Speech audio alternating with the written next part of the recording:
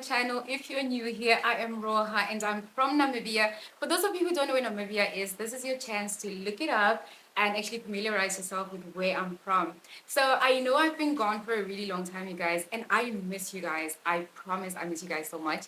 And I think it's almost 6 months since I actually posted a video, and I am so sorry because life got really busy and I was just so caught up with a lot of things which I will be sharing with you guys in the next videos. But for now, I am super excited to be back and I feel so amazing. And I also wanted to just come back when I'm like in the right state of mind, emotionally and physically. So I feel like this is the right time for me to come back on YouTube. It's been quite a decision to make, but I'm really happy that I'm back, you guys. So for the sake of the new viewers and everyone that's new on my Instagram, because I've been posting a lot on Instagram, especially about like my travel journey. So people have been following a lot, but they've not really seen my YouTube channel. So for those of you guys who are actually new, you are super welcome.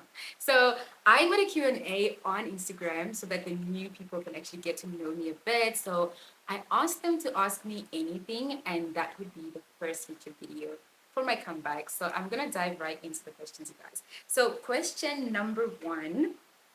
Oh, it's actually a question from someone I know. She's my best friend. She asked, what is your view on feminism and how does this impact men? Right. So personally, might I just remind you guys, I've actually not read this question, so I'm actually reading them for the first time right now. All right. So personally, I can only speak for myself. I feel like feminism is so misunderstood, and I could also be wrong on certain aspects regarding feminism. But what I would like to say about feminism, in my own understanding, is that what we are saying as women is not that we can do what a man can do. I think that is not what women are saying. Because even genetically, we are not created the same. So obviously, our physical ability is not the same. It's like trying to move a car or carry a couch. A man can easily do that. A man can easily move a couch or even open a lid at home. But a woman cannot do that. And that just shows that even genetically, we are not created the same. So our physical ability is not the same. So I wouldn't really agree with the fact that people believe that women or feminists are saying that what a man can do, a woman can do. No. I think feminism is rather saying that we want equal opportunities. We want to live in a world where a man can be a manager and so can a woman. We want to live in a world where we see more prime ministers that are females. We want to live in a world where women are given the opportunity to be presidential candidates or even presidents, to say the least, right? So all we are saying is that we want equal opportunities and we do not want to be judged by our gender as to how much knowledge or skills we have as people. So we believe that we are equally capable when it comes to, knowledge, education, and wisdom as much as men are. So if men can take up big leadership positions, I feel like women deserve that equal opportunity as well. Now, remember previously, we also had countries where, let's say, men were allowed to go to school, but women were deemed more suitable to be in a kitchen. So now we are saying that girls also want to go to school. And remember, there was a time, I think, in Saudi where women were not allowed to drive. And all we are saying is, let women drive, just as you are allowing men. So feminism to me is we want equal opportunities. That's all. And how does this impact men? I think a man who is not oppressed by the liberation of women will not be offended by women saying we want equal rights or equal opportunities, right? So if a man is offended by feminism, it's either he misunderstood the concept or because he believes that women are saying that we can do what you can do. No, that's not what we're saying. We're saying we want equal opportunities, we want equal rights, we want equal chances, and we want to go to school. We want to be able to drive. We want leadership positions. That's what we're saying. So a man that really celebrates women, I think, would not be offended by a woman saying we want opportunities. If anything, they would actually celebrate that, right? So, question number two. Let's see, you guys. Um, Question two is, how would you encourage the youth of Namibia to keep believing in their dreams? So, I think generally when you are young, right, you are not, it's a very few young people who are super determined and super visionary. And in fact, it's even easier to dream when you're younger because you've not faced the realities of life. Now, when you get to 25, 26, 27, 28, upwards, that's when reality kicks in. And that's when you realize that, hey, man, am I just delusional or am I actually going to achieve something in life? So, what I would say is that number one, always remember that obviously God blesses us in different ways. That's number one. Number two, you are an individual and your chapter, your life is completely different from the next person's life. So are your struggles. That's what people forget. So are your struggles. Some people are like given a platform where they're able to perform exceedingly because of the surrounding or background they come from, right? Whereas you'd find someone else who doesn't have that, but they're competing against someone who has the necessary resources that helps them to grow and succeed. So remember, our challenges are not the same. So you cannot be comparing yourself to someone who, let's say, for example, has connections or someone who gets hired through corruption or a political appointment, stuff like that, right? So remember, it's your life and it's your race. And personally, what I would advise is that remember that it's your life. And if you quit, that's on you. If you keep going, good for you. So ultimately, I just think like, everyone's journey is different. And for as long as like you're consistent, you shouldn't like be bothered about what the next person is doing. Because I feel like, especially like at our age, people focus too much on what the next person is doing without actually even knowing the person or understanding that person's chapter or what season they're in. Because remember, everyone has a losing season and everyone has a winning season. So, how do you know what season that person is in, right? So, we need to stop focusing on what the next person is doing and just really focus on yourself and your own journey. And another thing I did realize about Namibian youth compared to like a lot of youth that like when we're traveling around Africa, for example, I know there are certain things that make it so difficult for the youth to, for example, pursue entrepreneurship. But like in other countries, say in Central Africa, I think like the rules are more relaxed and it just allows the youth to actually become entrepreneurs. But for us, you've got customs stopping you from buying supplies and stuff like that. So entrepreneurship, I think, is also a very underrated thing. And I think also a lot of youth in Namibia are quite shy to like venture into SMEs. And I always ask myself why. Like, why is it that we are too ashamed or too embarrassed to work at a low paying job or to open a business? Let's say, for example, you are selling societies or you are selling eggs. Like a person who went to school in Namibia would barely want to do that. And that is so funny to me because I spent most of my adult life in Malaysia and people generally did not care. Even like the rich people were driving taxis and all that. But here, if you tell, say, a woman to drive a taxi, they would be a little bit shy or embarrassed to drive a taxi. And I would like to know why, really. Okay, so the next question is, oh, it's not a question. She said, I don't have a question except the fact that you are very cute. That's so sweet.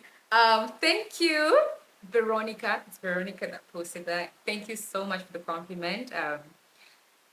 And then kindly maybe tell why you only share your trips only months later after traveling. That's a very good question.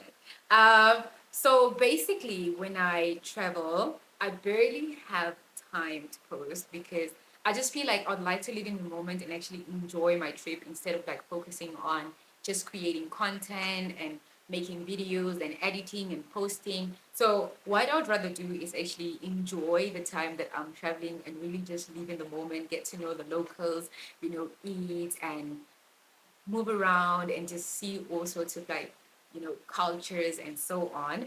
And then another thing is because I think it's for my own safety. I'm not a celebrity, I'm not someone important, but I generally do not like people knowing exactly where I am at any given time.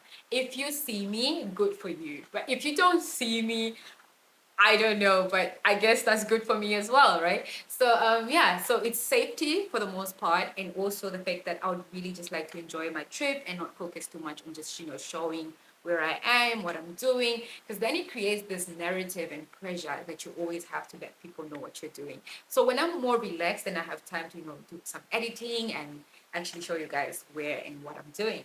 All right. Why are you not greeting? Why am I not greeting? So embarrassing. Okay, she forgot to greet and then she asked a question. And then she said, she asked, what did you love or hate about traveling in Africa? Woo! Show me. So I personally, because I am from Namibia. Now, if you guys know, Namibia is a little bit westernized from what we eat, our way of thinking, what we do, the way we live, etc. Right? But when we were like in Central Africa, I felt like we had a more cultural experience. Like even visiting the Maasai people, you guys, it was so real. Like it was so beautiful seeing all the different types of clothing, the different types of dances. The Maasai, they do the thingy with the head and all that. So it was beautiful. The cultural experience, I think, is something I really, really loved. Um, the food, not so much. I really think I love Namibian food a lot, so maybe that's the reason why. I love the people. Compared to, for example, when I was doing the Europe trip, I think I loved the African vibe more. Like the fact that when you go to places, people actually talk to you. Every time you go outside, someone should definitely say something to you. That's African people for you. So you never spend days without talking to someone. But like when I was in Europe, you can go 5 days and your mouth is just closed. Like nobody is talking to you or even saying hi to you. So I love the people. I love the vibe, the culture. I love the nature as well. Some countries were so green. Say Zambia was super, super green. Um, Things I did not like, I would say probably that some countries, like compared to Namibia, were not that clean. It was a bit polluted. So I was like, oh boy, I cannot live like this. And then I think also some places were also like more crowded, and you don't get crowds in Namibia. So it was a bit too much for me, but I was like ready for it, and I was like, I am definitely gonna enjoy this regardless. And I think that's the purpose of traveling, you guys. Like, do not expect what's in your country in other countries. Otherwise, you're gonna be like disappointed or nagging all the time. So what's the point, right? Enjoy every moment. All right. And then um, another question was, what did you love and hate about traveling in Europe? So in Europe, I like that the system works and I could go cashless all the time. I didn't need money like I did in African countries. I love the views and the fact that most European countries can be quite clean. Um, However, I didn't like the fact that, a lot of countries, like let's say in Austria, in Hungary, and in Czech Republic, there were like a lot of drug addicts, you guys. Like they were like everywhere. Like, you turn here, it's a drug addict, and it was just a sad situation to watch. But that's only because I'm from Namibia and we are not really used to that. So that was not a good side for me personally. And then let's see what's the next question. How many siblings do you have? So I've got two siblings, a younger brother and a younger sister. Okay. And then how are you, mommy? And how many siblings do you have? And are you the oldest? Yeah, I just answered that. I am the oldest and I've got two younger siblings. Are you single? I am single, not married. Okay. How are you doing, my beautiful lady, apart from not moving an inch from home? Okay, this was an inside joke because I said I'm too broke to leave my house, so you guys shouldn't even invite me out, all right? And then someone else asked, can I come with on a trip? Absolutely, you can do that. It's a girl. Have you gotten a Swahili teacher? No, I've gotten a lot of requests, but I've not been able to like screen them yet because I've been so busy, you guys. But hopefully I'll get time sometime next week because this week I'm very busy to screen through and then just choose a teacher. Where are you these days, babe? And where will you be in May? The summer. Miss you. Let's reunite. Okay, this is a good friend of mine. So these days I'm in Namibia. So do come through. I know you're visiting Tanzania. Have fun. I love Tanzania a lot. How much was the whole trip and how long was it? How are the people? What did you like about Paris? I assume this person is asking about the Europe trip, maybe, right? Because we talked about Paris because we did the Europe trip and then the African trip, right? Um, for how much? I'm not sure, but it was a lot. I want to cry sometimes. Like I need my money back. Sometimes I even wish you guys that I had actually traveled around Africa instead of, you know. But I still loved it. I still loved it. And what did you like about Paris? I'd say the Eiffel Tower. Like some people say they didn't like the Eiffel Tower, it's just a tower. I'm like, what? The Eiffel Tower was cute, especially like at night. It was like so blingy, blingy, blingy, and I was like, wow, it was so cool, you guys. So yeah, I love the Eiffel Tower a lot. I love also that they have like a lot of cute cafes where you can go have some wine or tea or some bread because they make a lot of different types of bread, right? So yeah, got a lot of cute cafes. I just didn't like that it was, for the most part, I didn't like that it was dirty, crowded, smelly, and yeah. But you asked what I liked. I liked the Eiffel Tower. I think that was really, really cute. And just all the even the malls, some of the malls were really nice. And some of the historical buildings were also very cute. And yeah, that was nice. That was nice. But I felt very lonely in Paris. Like I don't know if French people are really that friendly. I didn't feel that way. But I did come across, African people and they said hi or whatever. But yeah.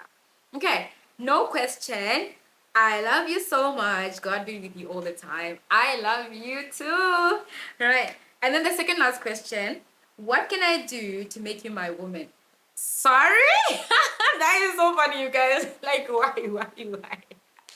Why would someone ask me this? Well, I don't know, to be honest. I don't know. I don't even know if I'm looking for a man to begin with. Okay. Okay, the last one, not a question but a fact. Keep being you, it just makes you even more gorgeous. Merci beaucoup. Thank you so much, you guys, for the questions. And if you do have other questions or other recommendations on videos you guys want me to post, do post them in the comment section. And I will see you guys in the next video. Ciao.